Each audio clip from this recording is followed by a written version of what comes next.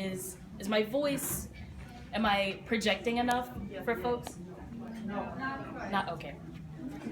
Let me do my theater in the gut. I'll wait until more folks get in, actually. Oh my goodness. When I saw this room, I was just thinking there would be maybe 5 or so of us, and we would have to spread out over the table, and I would talk to each and every one of them, but oh my goodness. This is a small room for what normally comes to Is it? Bible study. Usually a couple hundred come in. Usually it's an auditorium. Wow. You should have gotten an auditorium. Oh, okay. Well, I mean, I'm honored that the auditorium showed up anyway.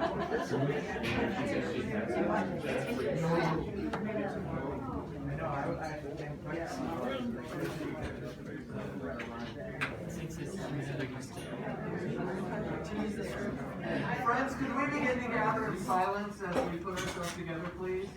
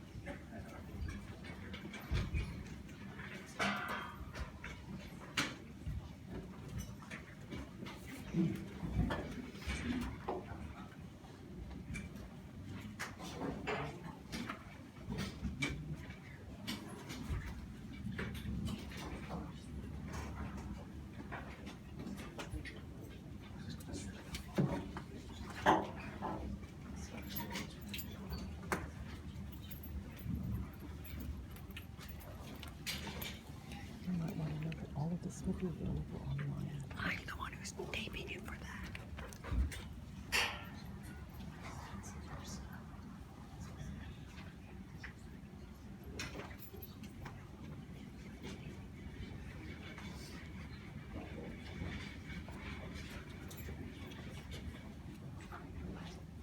Since many have undertaken to set down an orderly account of the events that have been fulfilled among us, just as they were handed on to us by those who from the beginning were eyewitnesses and servants of the word, I too decided, after investigating everything carefully from the very first, to write an orderly account for you, most excellent Theophilus, so that you may know the truth concerning the things about which you have been instructed. So friends, thank you so much for being here. It's my first time leading the Bible half hour. It's been about a decade since the last time I came to FGC. It's so wonderful to see each and every one of your beautiful faces. This helps my anxiety of preparing for months in advance, to actually see the human faces instead of just these amorphous shadow people.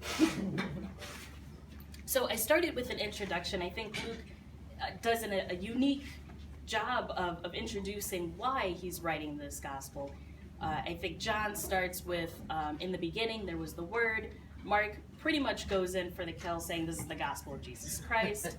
Matthew essentially says, he starts going with ancestry. And so I think Luke is unique in that he starts off with this introduction, and I think that shows me that introductions are important, that people are important. So a little bit about me. Like I said, I haven't been to FGC Gathering in about a decade. I currently work as a chaplain at a level 1 trauma center for children. It's a children's hospital in Chicago. I'm a member of Lake Forest Friends Meeting, which is part of Illinois Yearly Meeting. Woo! Illinois represents. I would say like about half of the, no, not half the folks, like a good chunk of folks are from Illinois Yearly Meeting here. And I graduated from Earlham School of Religion with a Master of Divinity degree in 2014. So that's my Quaker credentials, to thus prove that I am in fact a Quaker and that I've been doing Quaker things for years.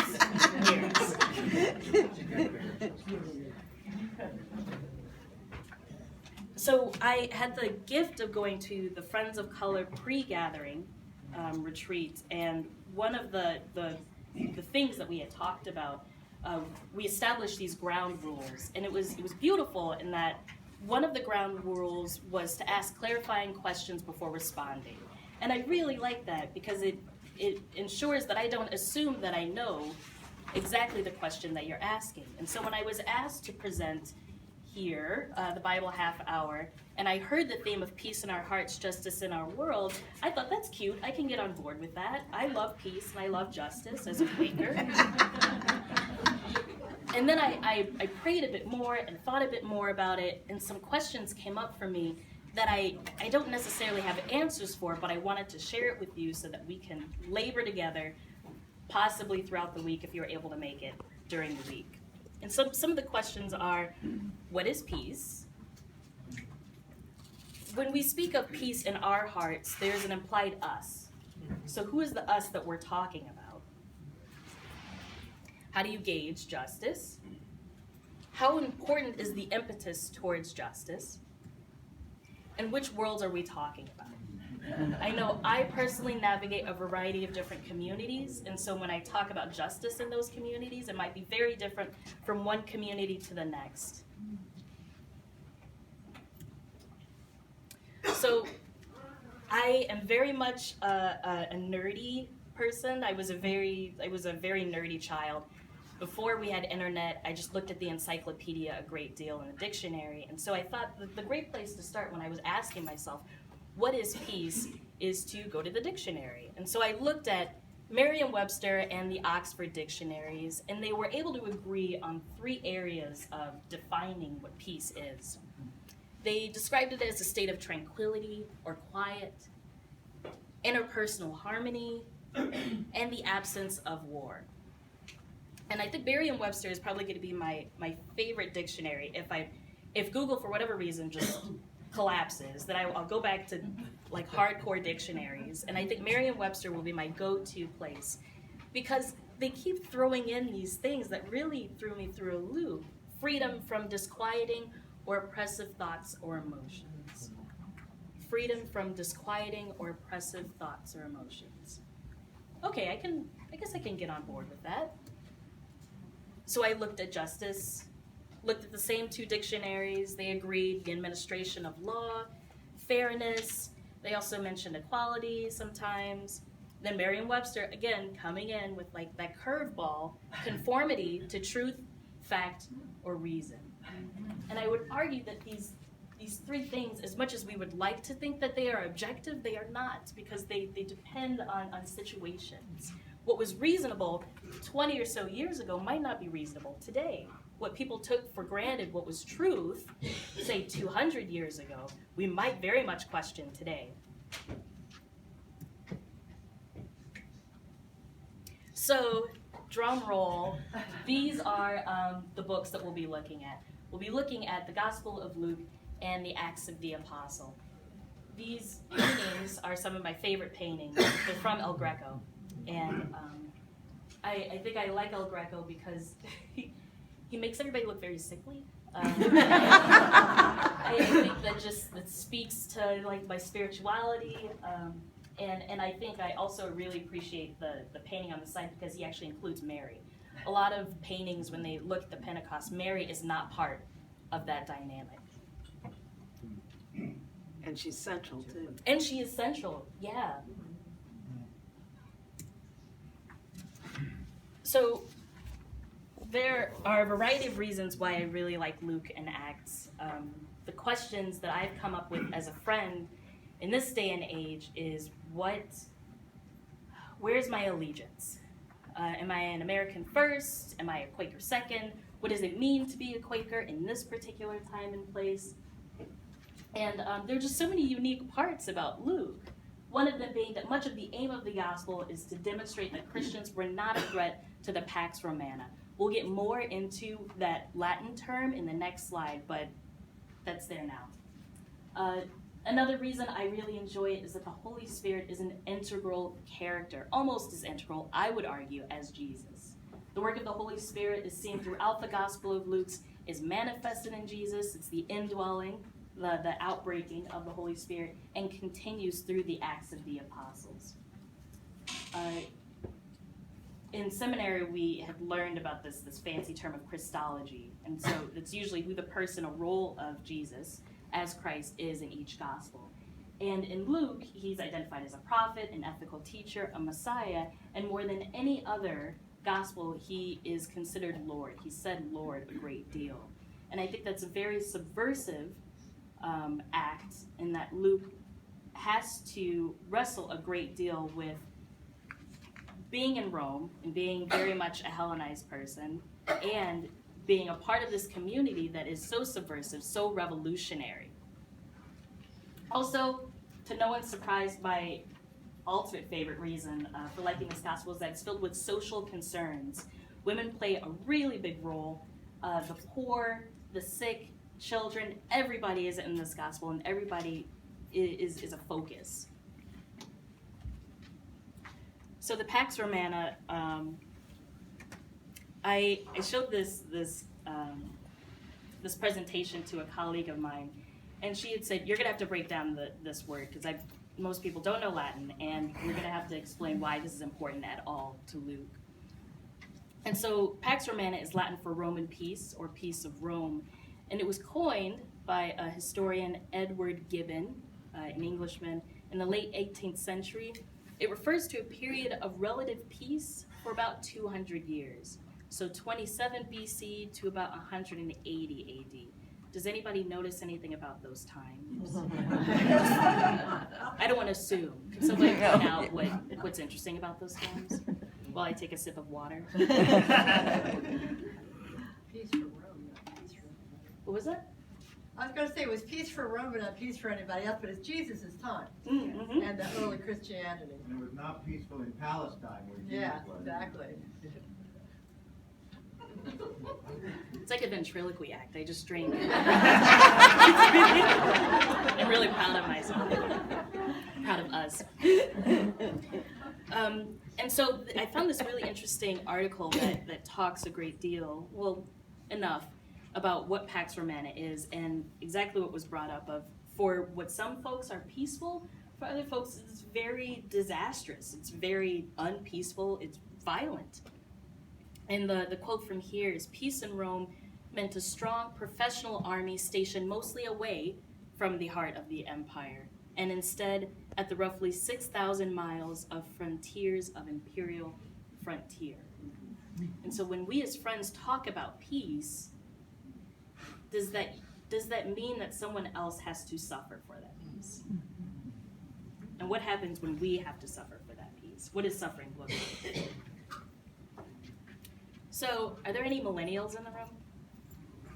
Thank you. Okay, so this one is for you. I was hoping you would be here. So, New Gospel, who dis? That's a thing that's said when people they get a text message from someone who's not saved on their phone, and they're like, "Got a new phone? Who dis?"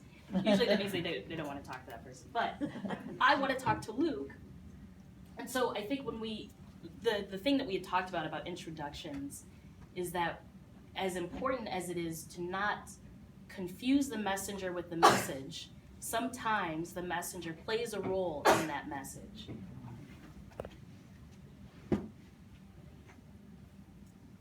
And so I had asked myself, who is Luke? And I found a variety of articles, and tradition would identify him as the author, usually a man, identify him as the author of the third gospel, as Luke, who is a doctor or a physician who accompanied Paul on a number of missionary trips. In Acts, in certain parts of Acts, he talks about, he uses we language when Paul is sailing. We hit the shore at this point in time, etc. While it could be argued that he was Jewish, a lot of the scholars that I had read, I almost said talked with, I didn't talk with any of them. But a lot of the scholars that I had read argued that he was probably a Gentile. He's extremely well educated, judging from the quality of Greek that he uses and his literary flourish. He has this amazing way of telling the story that is very common in the ancient world. And he does this thing called code switching. Does anybody know what code switching is? Can one of you explain to us what code switching is while I take another sip of water? Jumping back and forth between multiple communities so that language in one community isn't necessarily the same in the other community, and you're understanding it from both directions. Something like that. Yeah, that sounds good. But yeah, correct. Anybody have anything to tack on to that? Pax did it too. Really? Tell me more. Well, he would talk about light and seed, but he would talk about Christ and blood, and he would use all the metaphors just to try and get you to look at what he was trying to say from whatever direction he could. That's interesting. I haven't heard that argument before. That's pretty good. Should write a paper on that. Yeah, anybody else? I think sometimes it's done automatically. Without When I'm thinking. with my cousins in Eastern Kentucky, Mm. something different comes out of my mouth. Can you tell me more about that? It's all right. Yeah, exactly. Exactly. Right? So my mom is from, oh, go ahead, Wally. Could you say Obama was good at that? Yes. Yes, he was. And it was a survival tactic, too. There are some communities where you won't get far if you're not able to code switch. Going back to what you were saying, too, my mom is from Arkansas. And so she does not have a thick Arkansas accent because she's been able to code switch so long that she could just kind of just stay in one. But when we go down to Arkansas, or you get any liquor in her, I apologize in advance if she's going to see this recording. But if you get any liquor with her, she gets real southern.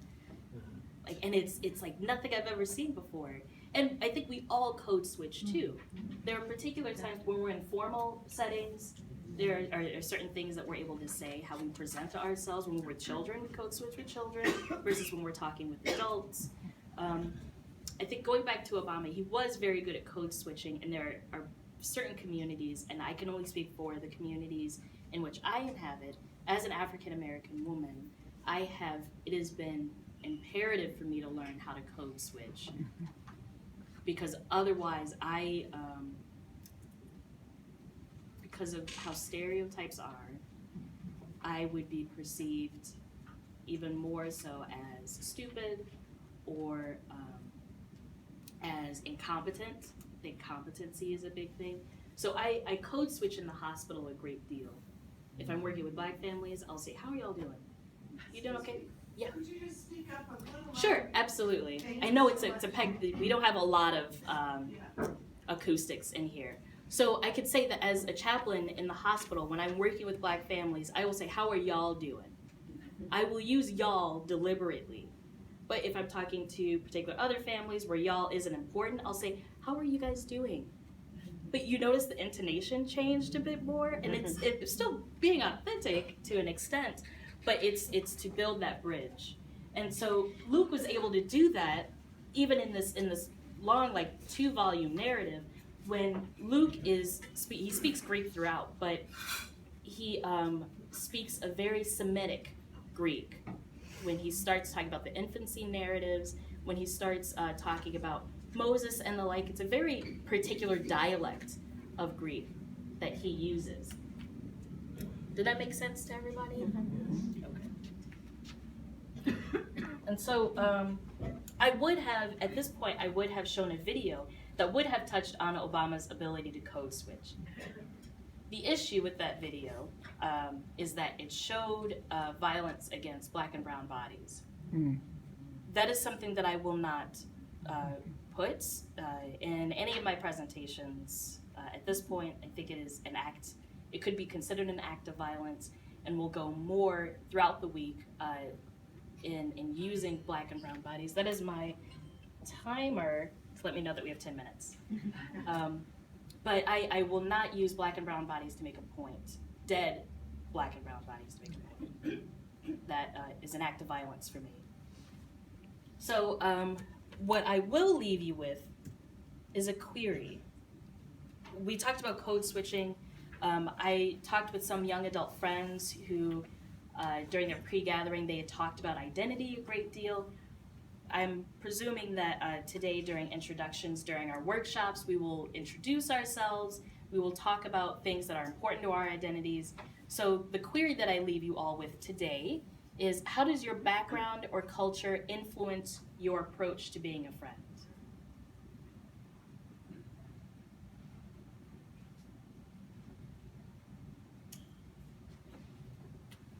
And I'll leave this up for you.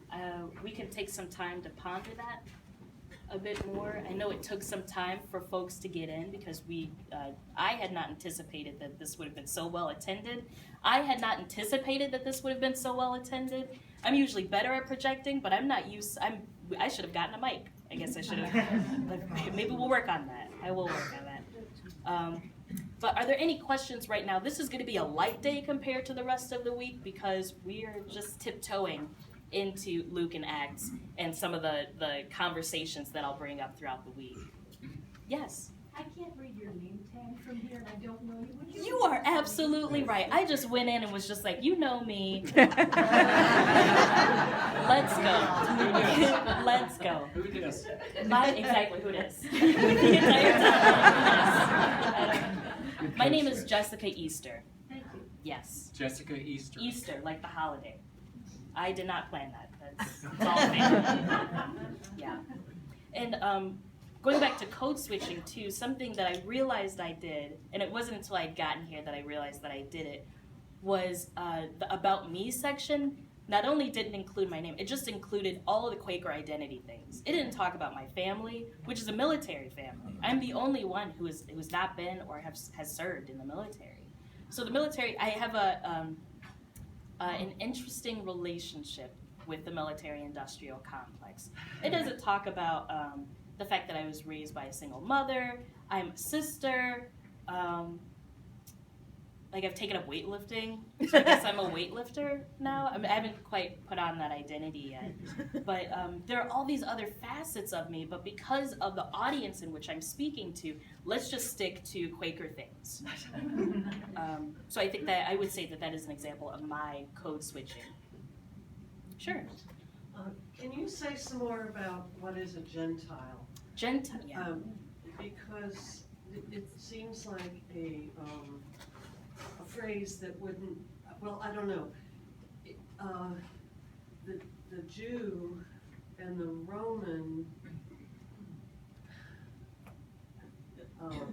the oppressor was the Roman army, and the Jew, and then there were levels of Jews. Right.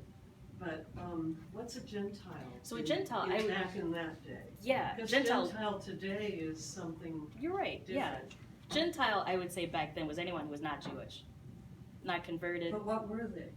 Everybody but Jews. But what were they? They could have been Romans. Yeah, Romans. They could have been Greeks. Pagans. Jessica, can Sure. I mention what you already know? I'm I'm aware you already know this, but the Jews and the Jewish religion fit in very nicely with Rome. They made, they believed in, they had a certain god they appeased and stuff like that, and that was good for the Roman Empire. They wanted the gods appeased by your religion to bring peace. Oh, you have to direct it out this way. And the contrast is not with the Jews versus the Gentiles then as much as the Christians who do not want to make sacrifices and do not appease a god in a pagan fashion. So this idea of Jew and Gentile is an interesting distinction, but it's not as interesting as Christian versus Jews who fit in very nicely with the Roman Empire in terms of their religion fits with the pagan religions. Does that make sense? Christians were Jewish then. Is that true? Okay. Yeah. There was a few subsections of Christianity. I think at this time they were still navigating. I think Paul talks a great deal about this, of should you convert to Judaism before being a Christian? And so there have been dialogues about this. Now it's just like you're Christian, not Jewish, unless it's Messianic Judaism, and then we can we can leave that for more knowledgeable folks. Yes? Actually, the Romans and all colonial cultures were real good at co-opting whatever the local beliefs were and twisting them to serve their purposes, and they did it with Judaism and Christianity. That sounds really familiar. Yeah, that sounds about right. Drinking water when I... Yeah, they were. You weren't. I should have. I missed my opportunity to drink water. Sure, in the back. Initially, I was taught that Luke may have been an acquaintance or an associate of Mary and her family. Wow. What you just said about the code switching and him using a different kind of language when he was talking about the early life narratives. Does that say something about where he got those stories? No, I would imagine that it's left over from communicating with Jewish Christians. I would imagine it's left over from communicating with Jewish Christians. But I haven't heard Luke connecting with Mary a great deal. Oh, yeah. Really? Yeah. Wow. The idea that a lot of where he got the information was in conversation with her. Wow. If you look at the way he says things, she pondered it in her heart. Well, I mean, where is he going to get that information but from her? Right. Huh. Go for it. I'm going to speak with my Catholic hat. I'm going to code switch Catholicism. The legend is that Luke painted Mary and Jesus. And those were the original icons of Mary and Jesus. Wow. Mary holding Jesus as an infant. The other thing that I wanted to say about the El Greco painting, for Catholics, that has iconography in it with Mary at Pentecost.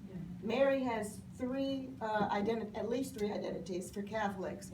One is that she is the image of the church, so she represents the entire church.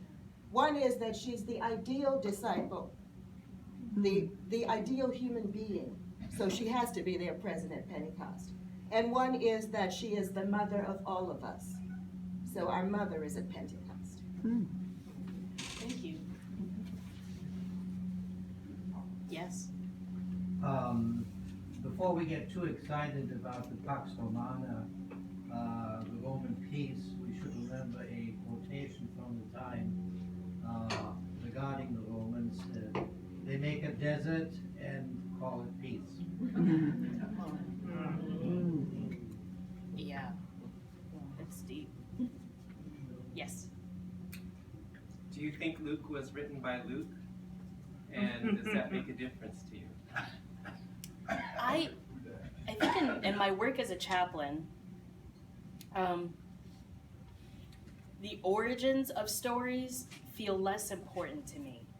I'm less hard-nosed as I was in seminary of like, is this true or not?